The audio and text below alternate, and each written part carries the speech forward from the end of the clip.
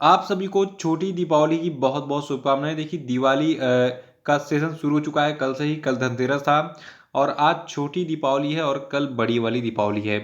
तो आप सभी जो है इस त्यौहार को बहुत अच्छे से सेलिब्रेट कर रहे होंगे, ऐसा मैं उम्मीद कर रहा हूँ। और देखिए कल बड़ी दीपावली है, अच्छे से उसको सेलिब्रेट कीजिएगा। और एक चीज़ और है, देखिए दीपावली को पढ़ाई जरूर किया करते हैं। ऐसा मानना है कि दीपावली को जो पढ़ाई करता है वो पूरे वर्ष जो है अच्छी तरीके से पढ़ाई करता है, पढ़ाई में उसका मन लगा रहता है। क्योंकि एक तरीके से कहते हैं लोग अमावस्या जगा रहे हैं, ठीक है। तो जो जिस चीज़ में जिस विद्या में आप निपुण होना चाहते हैं, दिवाली के दिन उस विद्या का प्रयास जरूर कीजिए, चाहे वो पढ़ाई क्यों ना हो, मैथमेटिक्स हो या फिर कोई भी सब्जेक्ट हो, ठीक है। देखिए आज है 23 अक्टूबर का दिन और आज की वीडियो में जितने भी प्रश्न हैं बहुत ही सेलेक्टिव और मोस्ट इंपॉर्टेंट हैं। तो शुरू से लास्ट से वीडियो बना रही है और इस वीडियो को पूरा करने के बाद आप इसकी पीडीएफ फाइल भी डाउनलोड कर सकते हैं वीडियो के डिस्क्रिप्शन बॉक्स से और हमारे टेलीग्राम चैनल से भी। और देखिए आपने अगर हमारा सोशल मीडिया का सारा लिंक जो है उसको चेक नहीं किया तो उसको चेक कर लीजिए और वहाँ पे क्लिक करके इन सबको ज्वाइन भी कर लीजिए। और देखिए जो लोग नए हैं वो चैनल को सब्सक्राइब करके बेल आइकन जरूर प्रेस कर दें ताकि आने वाले सभी वीडियो का नोटिफिकेशन आपको ऑटोमेटिक मिलता रहे। देखिए आज का पहला प्रश्न है कि हाल ही में भारत और अमेरिका की सेनाएं किस स्थान पर। देखिए आज का पहला प्रश्न है कि हाल ही में भारत और अमेरिका की सेनाओं के बीच में किस स्थान पर एक 3 दिवसीय संयुक्त मानवीय सहायता अभ्यास जिसका नाम है टाइगर ट्रंप, इसका आयोजन किया गया। तो देखिए टाइगर ट्रंप का जो आयोजन है ये विशाखापत्तनम में किया गया था हाल ही में। और देखिए इस साल के टाइगर ट्रंप अभ्यास में 50 संयुक्त प्रतिभागी शामिल हुए और ये अभ्यास स्टाफ नियोजन पर केंद्रित है, जिसमें कूटनीतिक परिचालन और सैन्य समन्वय को सुव्यवस्थित करने से जुड़ी प्रक्रियाओं पर जोर दिया गया। और अगला प्रश्न है कि गिनीज वर्ल्ड रिकॉर्ड ने आधिकारिक तौर पर किस दिन को सप्ताह का सबसे खराब दिन घोषित किया। देखिए इस प्रकार के प्रश्न बहुत ही यूनिक होते हैं और आपने देखा भी पेट एग्जाम में मैंने जो जो इंपॉर्टेंट बताया था वो सारा का सारा आ गया था। तो जिन भी बच्चों ने पेट का एग्जाम दिया है कमेंट बॉक्स में अपनी प्रतिक्रिया जरूर दें कि आपने पेट में करंट अफेयर के सेक्शन में कितने प्रश्न सही किए थे। देखिए आपको बता दूं जो सोमवार का दिन है यानी कि मंडे का दिन है, इसको जो है आधिकारिक तौर पर सबसे खराब दिन घोषित किया गया है गिनीज वर्ल्ड रिकॉर्ड के द्वारा। देखिए Guinness book of world record ने बताया है कि असल में जो सोमवार का नंबर है ये शनिवार और रविवार के बाद आता है और मतलब दो छुट्टियों के बाद आता है। आदमी सोचता है कि यार शनिवार आ जाए, आज शाम को तो मैं खूब मस्ती करूंगा, उसके बाद फिर संडे आएगा, संडे को भी शाम को रात में जो है खूब मस्ती करूंगा। तो 2 दिन लगातार उसकी छुट्टी हो जाती है शाम को। और फिर जब इसके बाद अगले दिन मौज मस्ती करने के बाद काम पे जाना होता है तो उसको थोड़ा सा आलस लगता है। तो इस दिन लोग दफ्तर या अन्य काम की जगहों पर जाने में आलस से महसूस करते हैं। और कई बार तो सोशल मीडिया पर लोग लिख भी देते हैं कि सोमवार को काम का बहुत लोड रहेगा। और इसको ध्यान में रखकर Guinness book of world record ने जो है ऐसा लिख दिया कि जो सोमवार का दिन होता है ये सप्ताह का सबसे खराब दिन होता है, ठीक है। अगला है कि भारत के नए राजस्व सचिव कौन बने। तो देखिए भारत के जो नए राजस्व सचिव बन गए इनका नाम है संजय मल्होत्रा। और संजय मल्होत्रा भारत के नए राजस्व सचिव के पद पर जो है तरुण बजाज का स्थान लेंगे। देखिए तरुण बजाज जो है ये नवंबर के अंत में रिटायर हो जाएंगे। तो उसके बाद जो है तरुण बजाज की जगह संजय मल्होत्रा भारत के राजस्व सचिव के रूप में काम करेंगे। और अगला कि हाल ही में किस राज्य में प्रदूषण मुक्त दिवाली अभियान शुरू किया गया। देखिए जब भी प्रदूषण का नाम आए तो दिल्ली को सबसे पहले प्राथमिकता दीजिए आंसर में देने में एग्जाम में। देखिए दिल्ली में अभी हाल ही में प्रदूषण मुक्त दिवाली अभियान शुरू किया गया है। देखिए दिल्ली में इस समय अरविंद केजरीवाल की सरकार है और राष्ट्रीय राजधानी दिल्ली में पटाखों के उत्पादन भंडारण और बिक्री पर रोक लगी हुई है। और यहाँ पर अधिनियम की धारा मतलब जो विस्फोटक अधिनियम बनाया गया है उसकी धारा 9B के तहत 5,000 रुपये तक का जुर्माना और 3 साल की जेल हो सकती है अगर कोई भी व्यक्ति दिल्ली में पटाखा फोड़ता है या फिर पटाखों का भंडारण करता है या फिर उसका उत्पादन करता है या फिर उसको बेचता है, उन सभी पर, ठीक है। तो राष्ट्रीय राजधानी दिल्ली में जो है पटाखों के भंडारण और बिक्री पर रोक लगी हुई है। और अगर कोई व्यक्ति पटाखा जलाते हुए पाएगा तो उसको जो है विस्फोटक अधिनियम की धारा 9B के तहत याद रखेगा 5,000 रुपये तक का जुर्माना और 3 साल की जेल हो सकती है। अगला कि हाल ही में ओयो मेक माई ट्रिप और गो बीबी पर भारतीय प्रतिस्पर्धा आयोग ने कितने करोड़ रुपए का जुर्माना लगाया। तो देखिए ओयो मेक माई ट्रिप और गो बीबो पर जो है भारतीय प्रतिस्पर्धा आयोग ने कुल 392 करोड़ रुपए का जुर्माना लगाया है।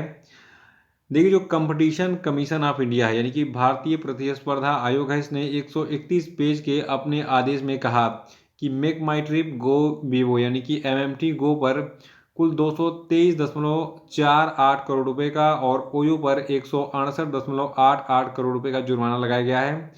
देखिए जो एमएमटी गो यानी कि मेक माई ट्रिप गो ई वीवो है, इस पर ये आरोप लगाया गया था कि उसने होटल भागीदारों के साथ अपने समझौते में मूल्य समानता लागू की और इस तरह के समझौते के तहत होटल भागीदारों को अपने कमरे किसी दूसरे मंच पर या फिर अन्य अपने ऑनलाइन पोर्टल पर उस कीमत से कम कीमत पर देने की अनुमति नहीं है जिस कीमत पर वे इन दो संस्थाओं के मंच पर पेश कर रहे हैं। कहने का मतलब ये है, देखिए चाहे ओयो हो गया, मेक माई ट्रिप हो गया और गोइबियो हो गया, ठीक है, तो ये सब क्या करते हैं, कहते हैं कि भाई देखो एक कमरे की कीमत हम 1,000 रुपये तय कर रहे हैं और हम आपसे एग्रीमेंट कर रहे हैं कि हमारे द्वारा जितनी भी बुकिंग आपको मिलेगी आप उसको 1,000 से नीचे जो है कभी बुक नहीं करेंगे। और हाँ, अगर इस कमरे की बुकिंग हमारे ओयो से या फिर मेक माई ट्रिप से नहीं हो रही है, अगर आप अपनी वेबसाइट से या फिर किसी और मंच से जो है इस कमरे की बुकिंग करना चाहते हैं सेम, तो आप इसकी कीमत 1,000 से नीचे नहीं रखेंगे। तो यही है कंपटीशन पैदा करना, इसी को कहते हैं। तो इसीलिए जो है कंपटीशन कमीशन ऑफ इंडिया ने इन पर ये जुर्माना लगा दिया। कहा कि यार तुम होटल पे दबाव नहीं बना सकते हो, तुम भले 1,000 में बुक कराओ, होटल वाले चाहें तो 100 रुपये में ही अपना कमरा बुक करा दें, ऐसा उनको छूट दो, ठीक है। इसीलिए इन पर ये दंड लगाया, जुर्माना लगा है। अगला कि 14वीं विश्व स्पाइस कांग्रेस 16 से 18 फरवरी 2023 तक कहाँ पर आयोजित होगा। तो देखिए जो 14वां विश्व स्पाइस कांग्रेस है ये 16 से 18 फरवरी 2023 तक जो है नवी मुंबई महाराष्ट्र में आयोजित किया जाएगा। देखिए जो 14वां विश्व स्पाइस कांग्रेस है इसका आयोजन जो है ये 16 से 18 फरवरी 2023 होगा, नोट कर लीजिएगा। और इसका जो आयोजन है ये नवी मुंबई महाराष्ट्र में सिडको प्रदर्शनी और कन्वेंशन सेंटर में जो है आयोजित किया जाएगा। और देखिए विजन 2030 स्पाइस स्थिरता, उत्पादकता, नवाचार, सहयोग, उत्कृष्टता और सुरक्षा को वर्तमान वर्ल्ड स्पाइस कांग्रेस के विषय के रूप में जो है चुना गया है। देखिए जो 14वां WSC यानी कि वर्ल्ड स्पाइस कांग्रेस होगा, इसमें 50 से अधिक देशों के 1,000 से अधिक प्रतिनिधियों के भाग लेने का अनुमान है। और देखिए महत्वपूर्ण आयात करने वाले देशों के नियामक अधिकारी, व्यापार मंत्री और G20 सदस्य देशों के उद्योग संघ जो है सभी इस कार्यक्रम में शामिल होंगे। तो एग्जाम के लिए सबसे इम्पोर्टेंट यहाँ पे क्या है कि 16 से 18 फरवरी 2023 तक 14वें विश्व स्पाइस कांग्रेस का आयोजन महाराष्ट्र के नवी मुंबई में किया जाएगा। कहाँ पर, महाराष्ट्र में जो आपका नवी मुंबई है वहाँ पे एक प्लेस है सिडको प्रदर्शनी और कन्वेंशन सेंटर वहाँ पर, ठीक है। और इसका जो एक तरीके से कहा जाए विषय होगा ये जो है विजन 2030 स्पाइस स्थिरता, उत्पादकता, नवाचार, सहयोग, उत्कृष्टता और सुरक्षा। सातवां प्रश्न की अंतर्राष्ट्रीय हकलाहट जागरूकता दिवस कब मनाया जाता है। तो देखिए 22 अक्टूबर को हम अंतर्राष्ट्रीय हकलाहट जागरूकता दिवस मनाते हैं। देखिए भारत में भी हकलाहट से 1.5% लोगों के ग्रसित होने का दावा किया जाता है। हर दिन हकलाहट से ग्रसित लोगों को शर्मिंदगी का सामना करना पड़ता है। देखिए जो अंतर्राष्ट्रीय हकलाहट जागरूकता दिवस है सबसे पहले 1998 में नामित किया गया था। और अगला कि 1,161 करोड़ रुपए के वार्षिक दान के साथ देश के सबसे बड़े परोपकारी कौन बन गए हैं। तो देखिए 1,161 करोड़ रुपए के वार्षिक दान के साथ देश के सबसे बड़े परोपकारी बन गए हैं शिव नादर। देखिए एडलगी हुरून इंडिया परोपकार सूची 2022 के मुताबिक शिव नादर प्रतिदिन 3 करोड़ रुपए दान करते हैं। तो ये बहुत बड़ी बात है कि कोई आदमी 3 करोड़ रुपए डेली दान दे रहा है। देखिए जो IT कंपनी है विप्रो, इसके 77 वर्षीय जो अजीम प्रेमजी हैं ये पिछले 2 वर्षों से लगातार भारत के सबसे बड़े दानदाता थे, लेकिन इसके बाद इस साल ये दूसरे स्थान पर आ गए हैं, ठीक है। और इन्होंने इस साल केवल 484 करोड़ रुपए का वार्षिक दान ही दिया है। तो याद रखिएगा भारत के सबसे बड़े दानदाता बन गए हैं शिवनादर, इन्होंने 1,161 करोड़ रुपए वार्षिक दान दिया है। और इसके बाद फिर दूसरे स्थान पर कौन है, 484 करोड़ रुपए के वार्षिक दान के साथ जो है जो आपके अजीम प्रेमजी हैं ये दूसरे भारत के सबसे बड़े दानदाता हैं। देखिए दानदाताओं की जो सूची है इसमें बहुत सारे आंकड़े पूछे जाते हैं, तो जितने भी अब तक पूछे गए हैं पिछले 10 सालों में वो सारी चीज़ें मतलब उन पर आधारित जो पॉइंट्स हैं उनको मैं आपको एक बार रिमेंबर करा देता हूँ। देखिए भारत के सबसे अमीर व्यक्ति जो आपके हैं गौतम अडानी, ये इस सूची में यानी कि भारत के सबसे बड़ी दानदाताओं की सूची में 7वें स्थान पर है। और इन्होंने पूरे वर्ष में 190 करोड़ रुपए ही दान दिया है, यानी कि बहुत छोटा आदमी है ये। इसने बहुत ज़्यादा चोरी किया है और देखिए केवल दान कितना दे रहा है, 190 करोड़ रुपए। मतलब ये दुनिया का तीसरा सबसे अमीर आदमी बन गया, लेकिन जेब से दान के लिए पैसे नहीं इसके पास। तो ऐसे लोगों की कंपनियों के प्रोडक्ट पर बहिष्कार करना चाहिए। फॉर्चून का तेल खाना बंद कीजिए और जितने भी इसके प्रोडक्ट हैं बहिष्कार कीजिए, क्योंकि इतना बड़ा चुट्टा आदमी तो मैंने ज़िंदगी में नहीं देखा। तो गौतम अडानी भारत का 7वां सबसे बड़ा दानदाता है। और देखिए इस सूची में 19 नए नाम जोड़े गए हैं, यानी कि 19 नए बड़े दानदाता बने भारत में, जिन्होंने कुल 832 करोड़ रुपए का दान दिया है इस बार। और इस साल की सूची में 6 महिलाएं भी शामिल हैं। याद रखिएगा, इस साल के भारत के सबसे बड़े दानदाताओं में 6 महिलाएं भी शामिल हैं।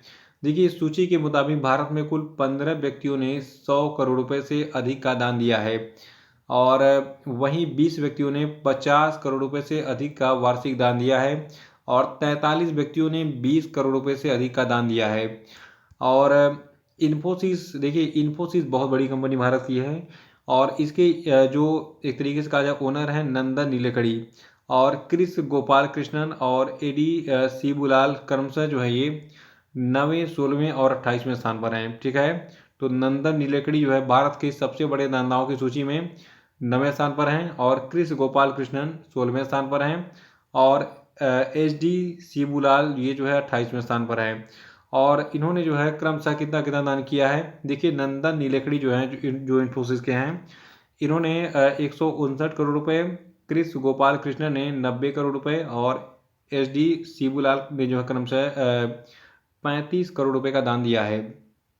और देखिए 120 करोड़ रुपए के दान के साथ 63 वर्षीय रोहिणी नीलेकणी जो है ये देश की सबसे उदार महिला परोपकारी हैं, यानी कि सबसे अधिक दान देने वाली महिला परोपकारी हैं।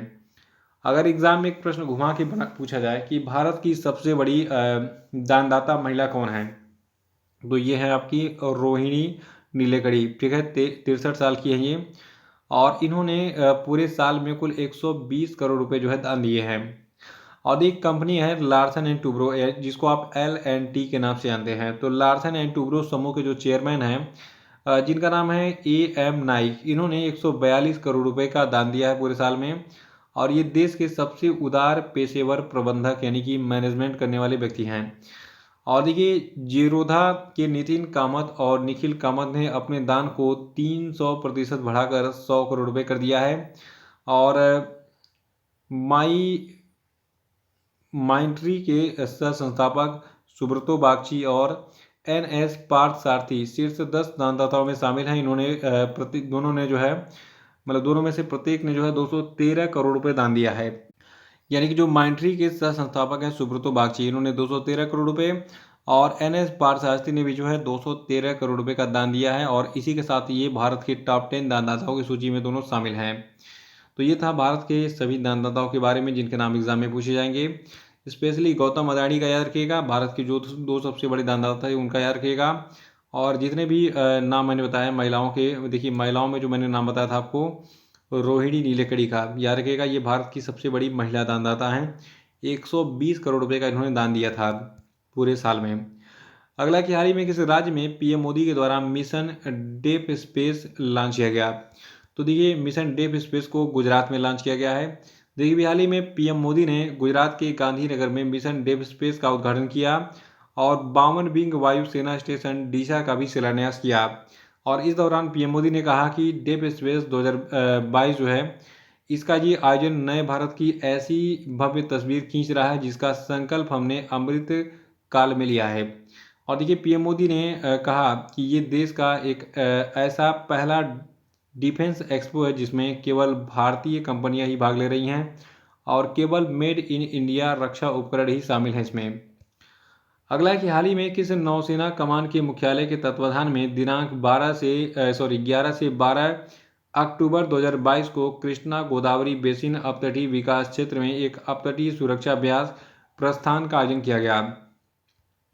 तो देखिए जो भारत का पूर्वी नौसेना कमान है इसके मुख्यालय के तत्वाधान में हाल ही में 11 से 12 अक्टूबर 2022 को कृष्णा गोदावरी बेसिन अपतटीय विकास क्षेत्र में जो है एक अपतटीय सुरक्षा अभ्यास जिसका नाम प्रस्थान था, तो प्रस्थान का आयोजन किया गया था। और देखिए हर 6 महीने में आयोजित जो आपका ये अभ्यास है, ये अपतटीय सुरक्षा सुनिश्चित करने का एक महत्वपूर्ण तत्व है और इसका उद्देश्य अपतटीय रक्षा में शामिल सभी समुद्री हितधारकों के प्रयासों को एकीकृत करना है। तो ये थे आपके आज के सभी धमाकेदार और मोस्ट इंपॉर्टेंट प्रश्न। और अब हम बात करेंगे आज के सभी क्वेश्चन अपडेट भी। देखिए आज का पहला प्रश्न है कि राष्ट्रीय पुलिस स्मृति दिवस कब मनाया जाता है, बताइए। और अगला कि हाल ही में किसको जो है इसरो यानी कि इंडियन स्पेस रिसर्च ऑर्गेनाइजेशन के आदित्य L1 मिशन का जो है प्रधान वैज्ञानिक नामित किया गया, बताइए। नहीं पता तो कल का वीडियो देख के रिवाइज करा लीजिएगा, ये प्रश्न बहुत इंपॉर्टेंट है। अगला प्रश्न आपके लिए कि हाल ही में पीएम मोदी ने किस स्थान पर mission school of excellence launch किया, बताइए। चौथा कि दुर्गावती टाइगर रिजर्व किस राज्य का नया टाइगर रिजर्व बन गया है, बताइए। और पांचवा कि इसरो किस वर्ष चंद्रयान 3 लॉन्च करने की योजना बना रहा है, तो इसका तो मैंने उत्तर भी लिख दिया है, 2023 होगा, ठीक है। और अब हम बात करेंगे कल के पूछे गए सभी क्वेश्चन अपडेट के सही उत्तरों की। देखिए विश्व सांख्यिकी दिवस को हम 20 अक्टूबर को मनाते हैं और देखिए 20 अक्टूबर को ही हम वर्ल्ड ऑस्टियोपोरोसिस डे यानी कि विश्व ऑस्टियोपोरोसिस दिवस मनाते हैं। और देखिए जो आपके अरमानी गिरधर हैं, ये भारत के नए रक्षा सचिव बन गए हैं। और साजन भनवाला जो है ये अंडर-23 कुश्ती विश्व चैंपियनशिप में भारत का पहला ग्रीको रोमन पदक जीतने वाले व्यक्ति बन गए हैं। और देखिए हाल ही में प्रधानमंत्री मोदी ने जो है गुजरात में मिशन लाइफ को लॉन्च किया। तो इसी के साथ आज का वीडियो समाप्त होता है। मंथली करंट अफेयर का वीडियो देखकर उसको रिवाइज करते रहिए, पढ़ते रहिए और आप जो है तरक्की करते रहिए। जय हिंद।